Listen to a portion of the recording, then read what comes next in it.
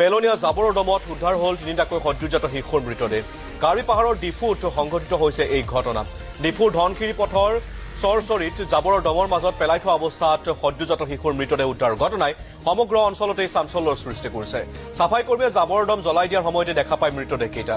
জঘন্য ঘটনাটোত 2 শিশুৰ দেহৰ প্ৰায় অৰ্ধ অংশ গলি গৈছিল। আনহাতে আৰক্ষীয়ে তিনিওটা মৃতদেহ মৰণোত্তৰ পৰীক্ষাৰ বাবে ডিফু অসামৰিক চিকিৎসালয়লৈ প্ৰেৰণ কৰিছে। হস্পিটেল পৰা আনি কিনিহে এনেকুৱা কাম কৰিছে আৰু এইটো ক'ব ডাঙৰ ঘৰৰ বি হ'ব পাৰে কাহিনী। এইটোতো প্ৰশাসনে কেনেকুৱা কাম কৰে এতিয়া, কেনেকুৱা এইটো মা বাবা ওলাব পাৰে, কেনেকুৱা চিষ্টেম যাব পাৰে এতিয়া প্ৰশাসনৰ ওপৰতে। তো আমাৰবিলাক দেখাটো ডক্টৰ আৰু চুইপাৰ আৰু নাৰ্ছ এই তিনিজনে মিলি কিনিটো জান হত্যা কৰা হয়। বেলেগ মানুহৰতো সাহসো নাই এনেকুৱা, আৰু 3টা বাচ্চা একেলগতে বেলেগ জেগা নাপাব।